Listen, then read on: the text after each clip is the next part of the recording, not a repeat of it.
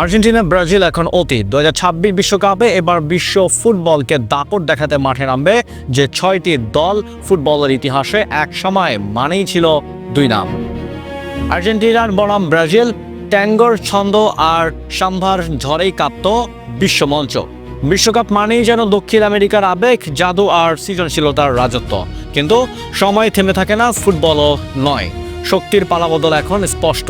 নতুন প্রজন্ম, নতুন গতি, নতুন কৌশল, সব মিলিয়ে 2026 বিশ্বকাপ হতে যাচ্ছে এক নতুন যুগের সূচনা। ঐতিহ্য থাকবে, সম্মান থাকবে, কিন্তু দাপট দেখাবে অন্য চার শক্তির। আজ আমরা কথা বলবো সেই 6টি দলকে নিয়ে যারা 2026 বিশ্বকাপের ঝড় তুলতে প্রস্তুত, যারা শুধু অংশ নিতে নয়, শিরোপা ছিনিয়ে নিতে নামবে। 1 নম্বরে ফ্রান্স, শক্তি, গতি ও গভীরতার বিস্ফোরণ। গত এক দশক ধরে ধারাবাহিকতার প্রতীক। তাদের খেলায় আছে ভয়ঙ্কর গতি, শারীরিক সক্ষমতা এবং অসাধারণ প্রতিভা। তরুণ তারকারা যেমন দৌড়ের প্রতিপক্ষকে ছিন্ন ভিন্ন করে দেন, তেমনি অভিজ্ঞ খেলোয়াড়রা ম্যাচের গতি নিয়ন্ত্রণে রাখে। তাদের বেঞ্চে শক্তিশালী বিকল্প খেলোয়াড়রাও মূল একাদশের সামনে মানের বড় মঞ্চে চাপ সামলানোর অভিজ্ঞতা তাদের আছে।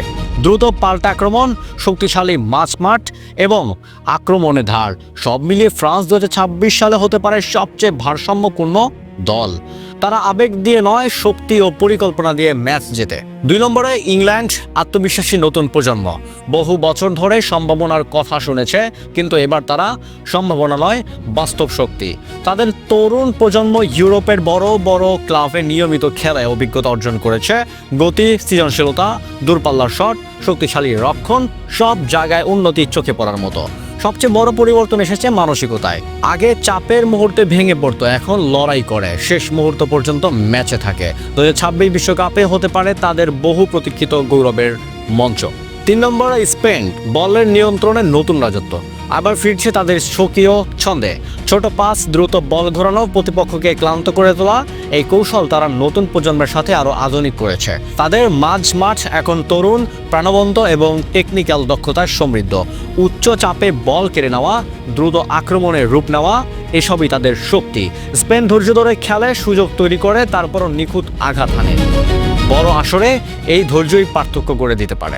4 নম্বরে জার্মানি, শৃঙ্খলার পুনর্জাগরণ। সাম্প্রতিক আসরে হতাশ করলো, ইতিহাস বলে জার্মানিকে কখনো অবহেলা করা যায় না। তারা যখন পড়ে যায় তখন আরও শক্ত হয়ে ফিরে আসে। তাদের খেলার সাথে শৃঙ্খলা, কৌশলগত দৃঢ়তা এবং মানসিক শক্তি।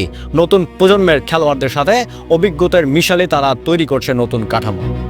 যদি তারা ছন্দে খুঁজে পায়, তবে পুরো টুর্নামেন্টের সবচেয়ে ভয়ঙ্কর প্রতিপক্ষ হয়ে উঠতে পারে।